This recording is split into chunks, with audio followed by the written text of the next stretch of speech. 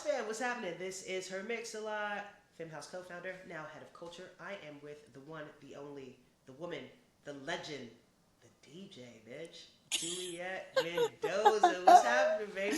What's up, babe? I'm doing great. I'm doing real good right now. I've been super excited about doing this interview with you and just the mix too, like the mix that I did for this. Oh man, it Is this was some heat? Is this some heat? you know what it was? It was the tapping into all the dope feminine energy that is out there and being able to create this really dope mix from just people that I admire, people that are friends that I love. Um, and it was like, I was like, yo, I need more time. I need to do this again and actually do like a longer one because it was a lot. It was a lot of heat for sure. Tell me what's the sonic like landscape? Like what are we given genre wise, like vibe wise? Like Ooh, what is the Friday night bop on this girl? What are we hitting? Are we hitting ooh. a So bounce? Are we hitting a jig? Like are we hitting all those girls? What are we doing? all the things. It definitely started more on the soulful end. There's a nice little intro in there that talks about love, and then it goes into the soulful end, and then it gets a little, more housey, and then it gets a little bit more deep, and then it gets into that nice like drum and bass little ending. So it's nice. I was like, okay, this is proper. The girls are out here doing it. That's what's up. I'm proud of them. That sounds like a journey, man, and I'm really excited to hear it. I know that the listeners are gonna get a lot from it. Speaking of journeys, tell me how you got here to this moment with me. I know that Woo. you started like in the house scene, like you're like LA down, you're like LA proper, you're LA legend, pioneer, arbiter, and everybody knows you for like your dancing. So like, tell me how you got here from just being a house head, rave kid, Ooh. dancer that everybody wanted to hang out with to the legend that sits here today. Um, so I'm gonna keep it short because that's a long story, but I'm gonna write a book about that someday. It'll come soon. Um, I started at the age of 13. When I was 13 years old, my cousin actually moved here from Texas to LA, and he was 18, and I was, how do you say, lucky enough to be around someone that could get me in the club. And so he started taking me out behind my parents' backs. Like we would sneak out the house and go to the clubs.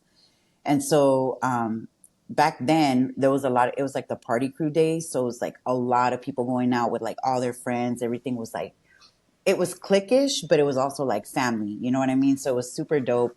Um, so I started going out to these places with him and I found out that there were all ages clubs actually. And so then I started going to the all ages clubs. So I would go to like Arena and Carnival. Like these were all these different places out here in LA. There was a Girl, lot can of, I just? I'm gonna enter like the brain cells that I have lost at Arena oh my God, in life, girl. My brain cells are all over that, all that cement, all that concrete, bitch. They're sprinkled all everywhere. over. That entire block of Santa Monica Boulevard Yo. contains like billions of my DNA. It's nasty work, but fun times. No, it was so good. And then like, I remember always like my mom, she would go to circus. So she would drop me off at the club and she would go dance at circus, right? And then she would come back and watch me dance because by this time I would also I started dancing on the boxes and stuff, and then I started dancing for the clubs, and it became this whole thing. And it's been a great, amazing journey. But throughout this journey, being there, I was able to meet my family pretty much, like my dance fam, my music fam, my boys. They taught me how to DJ when I was 13.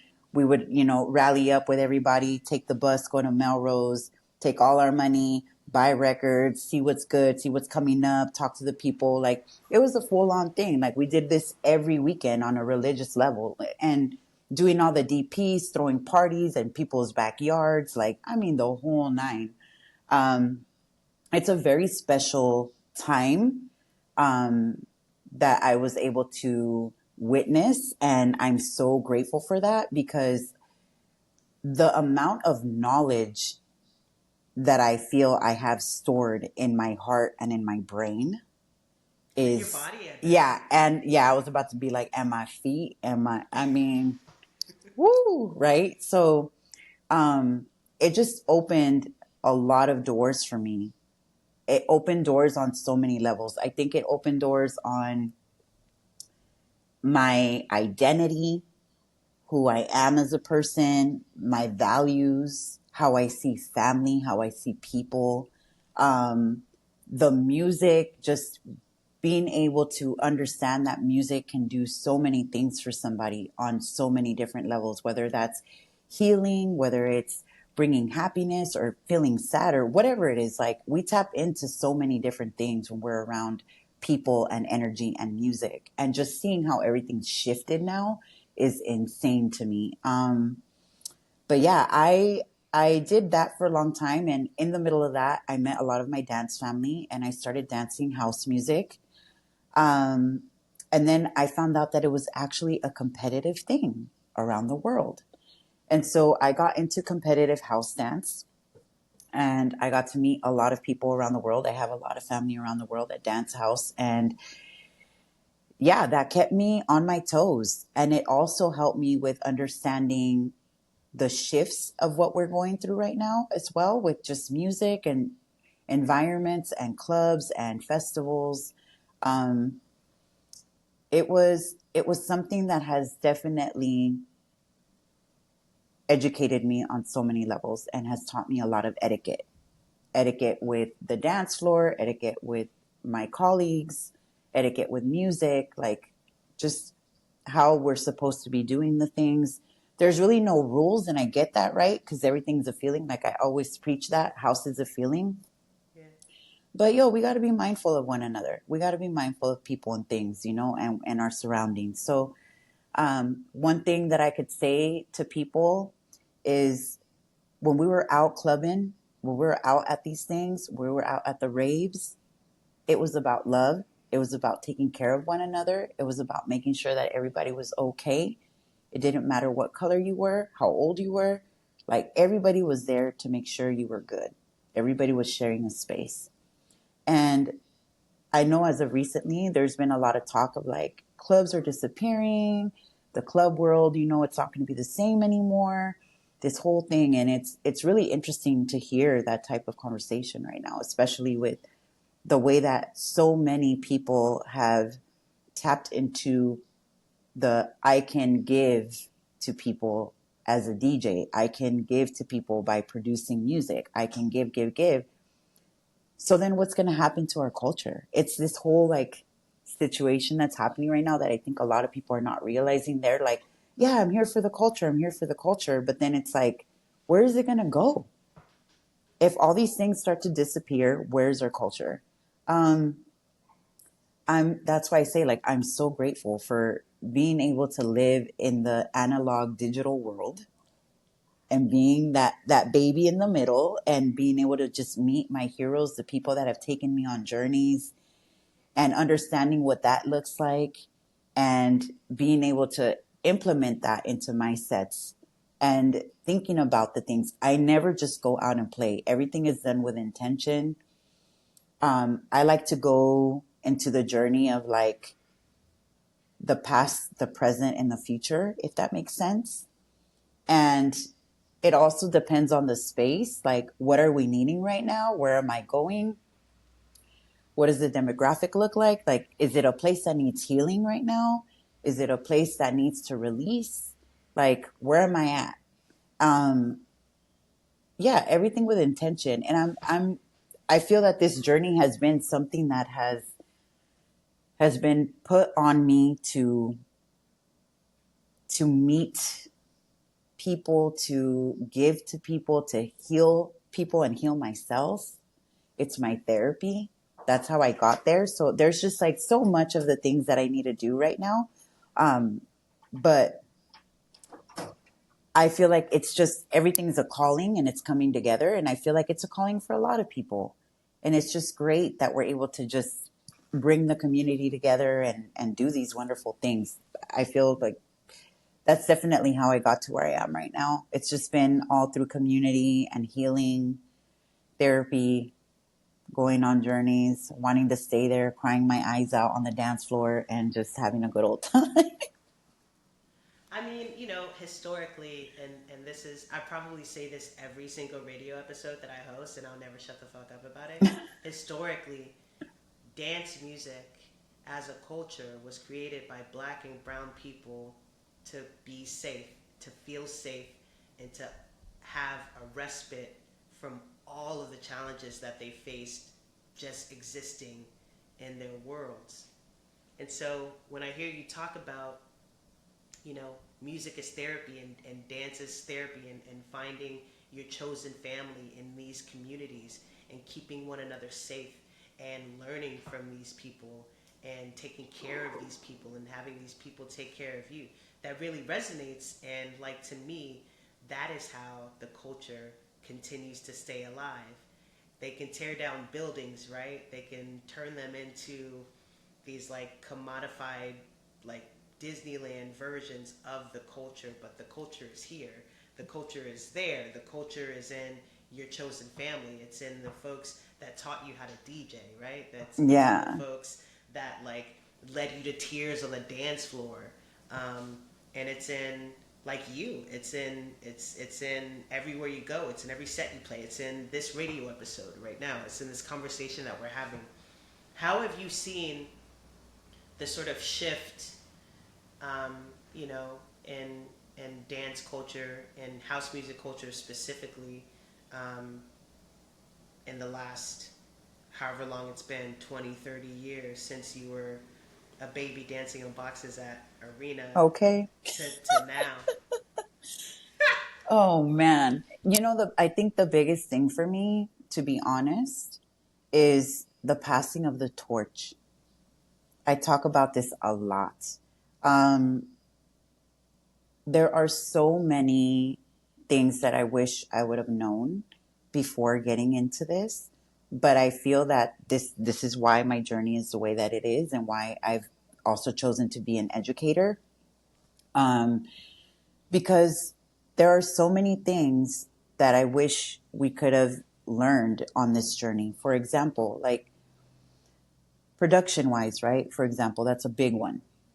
Right now, there's a lot of talk about production. I feel within the industry of like, okay, what is house music and what does it look like? And then having these big mega stars, pop stars that are incorporating dance music into their brand, into their field, into the things. And how do these pioneers actually get their flowers and the recognition that they deserve? Um, then there's the part of like, oh, well, there's all these new up and coming producers and DJs, and, oh, but their sound and this and that. And I'm like, yo, but at the end of the day, how many people have taken the time to say, hey, let me show you what I learned and how we made this music so that y'all can continue doing it in this way? I really don't feel that there's a lot of people that have taken that role. Um, and music is going to keep evolving however it can, because that's what happens when you're teaching yourself.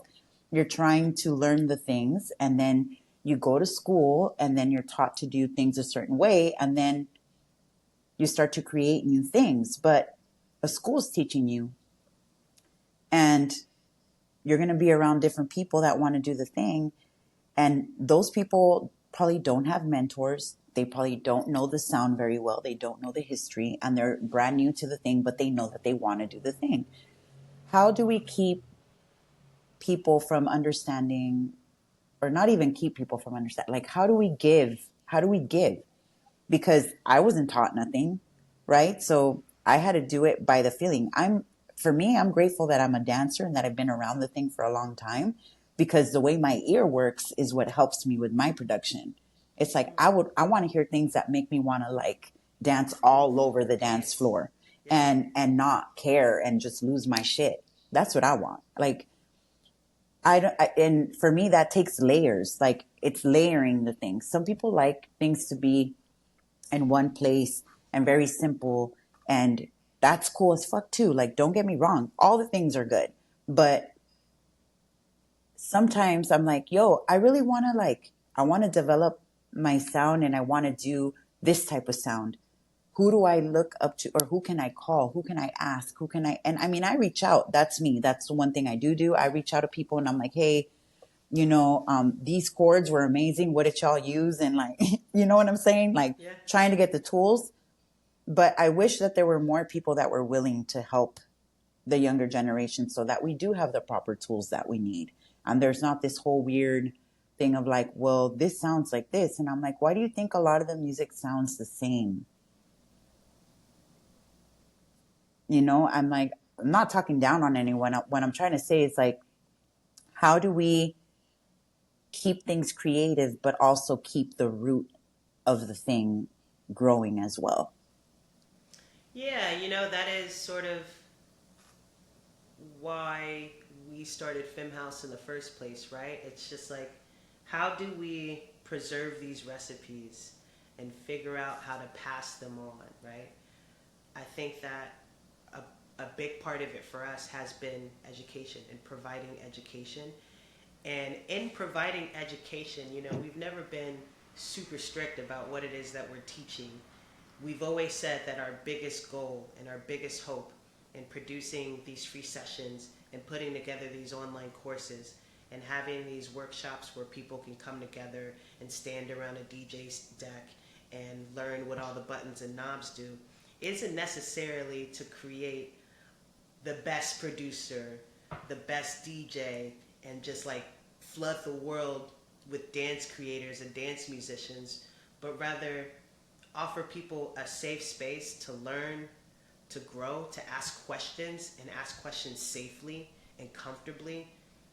And hopefully, that little bit of support in learning and being curious, that reaffirmation, that being curious about something that you're passionate about will spark your own passion so that you can go and be as creative with it as possible. It's like we plant the seed and like y'all water it, you know what I mean? And the more of us planting seeds and watering seeds, the more the culture continues to propagate, the more we keep the thread of community, right? Like the nucleus of dance music is always will be safety, community, tunes. If we keep that at the center of what it is that we do and encourage people to always reach for that nucleus and go spread it around to as many DNA strands as they can in their own lives and in the lives of people they impact. That's how we keep the culture alive. Yeah, facts. I really do. I mean, I see it all the time. I have so many students that they're like, I didn't even know that this was the original of this. And it's like, yeah, this is what I mean. Like, this person didn't invent or didn't make this track. There was already an original track. Like, sampling is a thing. Yeah, it's just like, again, like you said, like having the education so that people know where things come from, there's nothing wrong with creating. That's the thing. We want to create. What's going to be the next new thing? We want to know. I want to explore that world. I want to be able to hear all the things. Like, I love it, right? So why not? But yeah, having the education, we need it. We need it. And one of the things that we're endeavoring to do in expanding our education is starting to introduce history and frameworks of thinking about all these technical skills that we give out so that people can continue to propagate the culture and not just press buttons, press play, lock in their fucking DAWs and like block out context, right? Context is so important. Social context and historical context, especially to dance music, is so important and so crucial to preserving its culture and ensuring that the people that built the culture profit from it, right? Yeah. And share in it in the same ways that we've seen, like, observers or fans do, right? Girl, I feel like we could. Yo, I mean, We you could be know, here all night talking that shit. So I'm gonna reshift our focus. You got two. You've got two EPs dropping. You've got one dropping like toward the end of the month. You got one dropping in 2025. What should the folks expect? We know we're gonna be dancing because that's what you be up to. That's so what you yeah, do. so there was the one, actually it just came out on the 6th of September on RDA, and I was super excited about that.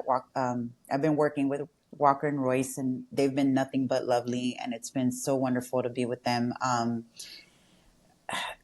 They just, they're very motivating. They're very motivating. I love the RDA. I mean, rules don't apply. It's mad real. So I did this track. I was going through a breakup, and like I already knew that we were gonna break up. That's how I know. That's how I know the track's about to be fire. And so it was just really complicated in the sense of like knowing that this person loves music as much as I do. And in my head, this one day, it was just like, man, if I could just be your record, the way you treat your records is so nice. Like, I wish I was your record. And so that's actually the track that just dropped on the 6th. It's called I Wish I Was Your Record. Um, it's very hypnotic in the sense of like, it's like a chant, like, I wish I was your record. I wish I was your record, baby. Like, because that's just the way that I felt. Like it was like me chanting that to try to like make the things work, and then it just ended up becoming a track it's very meaningful to me. He doesn't know that it's about him. It's okay. He probably will after this. Okay, maybe. And so to me, it's just, of course, always the emotions and getting things out. It's been super lovely. So that came out on the 6th, and that's on RDA. And then I did that with my boy, Ben Dragon. He's amazing. He's been nothing but the best. He's like one of my ride or dies. Whenever I need help with something, if I don't know what I'm doing, I ask him and he helps me out. So it's always great to have people that are willing to help you. That's amazing. So shout out to Ben Dragon. And then my EP that's coming out next year, I'm very, very, very proud of myself. I am a really big fan of New Groove. I've been a big fan for a very long time. I love the style. I get lost in that music. It's a New York-based label.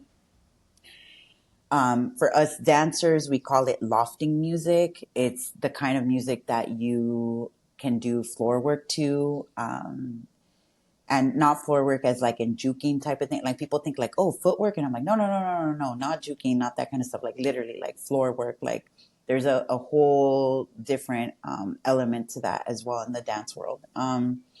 And I've always fallen in love with that music because of the way that it makes me feel and it takes me to different places. And when I had the opportunity to work with New Groove now, I was like, are you kidding me? This is like a dream come true. So I'll be having a 4-track EP come out next year on Defected through New Groove.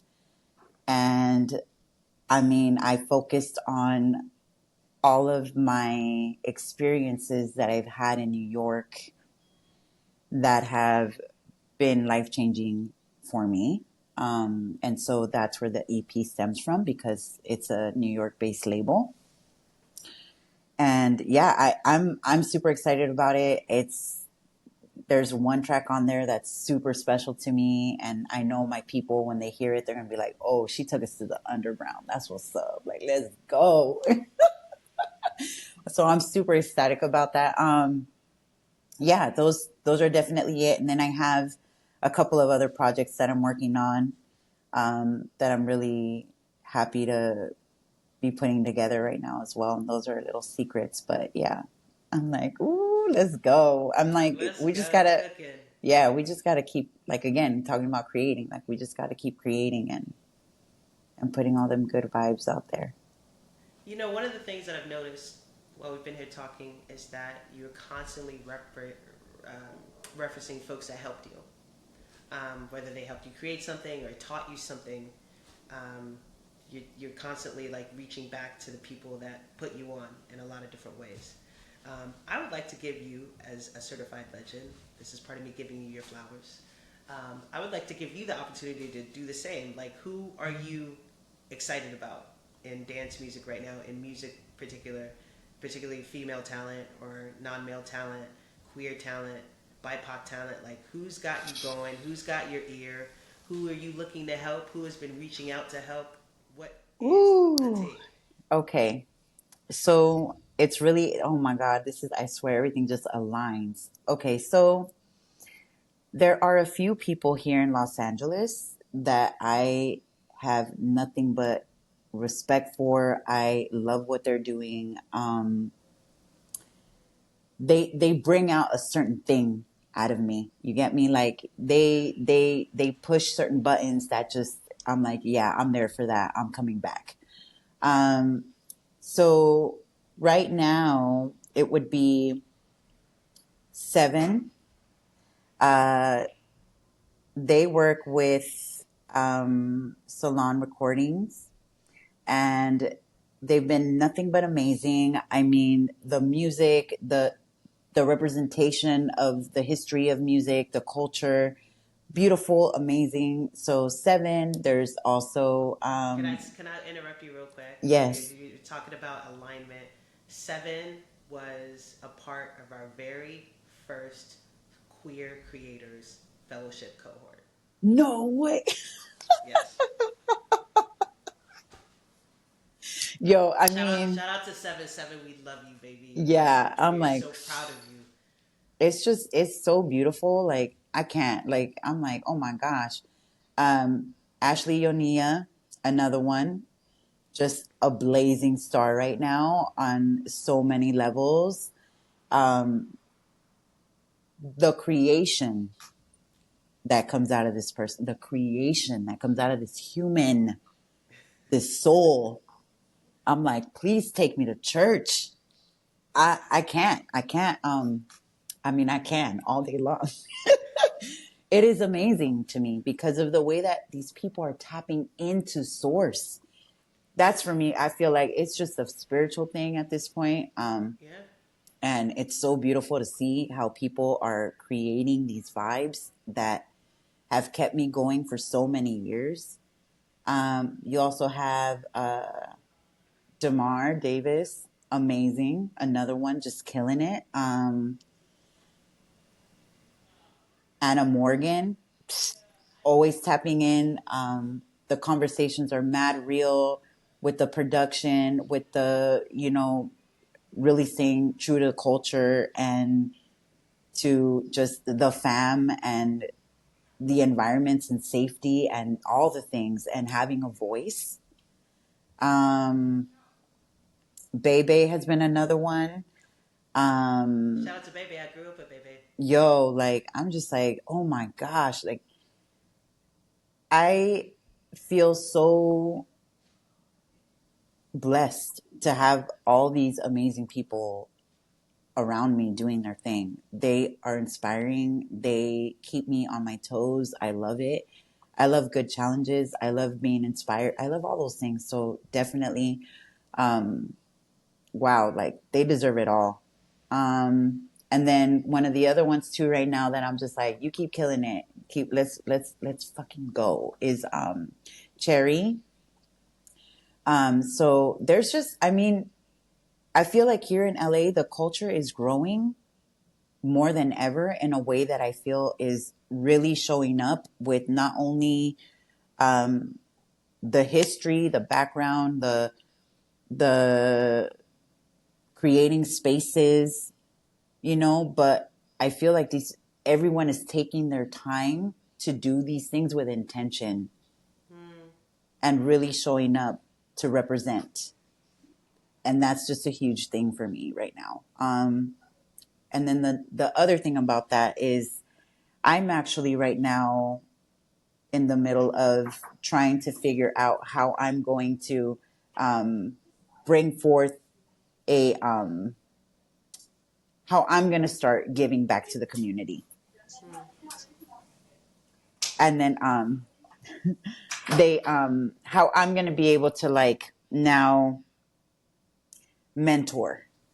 Hmm. I have a couple of people that want to start seeing me and talking to me about certain things, and I'm such an open book, and I feel like it's something that needs to be done.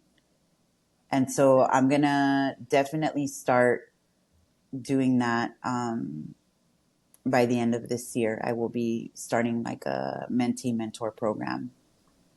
It's so important. We have to do it. Well, as you know, before, I think it was recorded, so it might end up on the radio. Shit, I don't know. But I was just tapping in with you about exactly that, about how we can team up and spread this beautiful knowledge that you have with intention and thoughtfulness. So, girl, I could talk to you forever.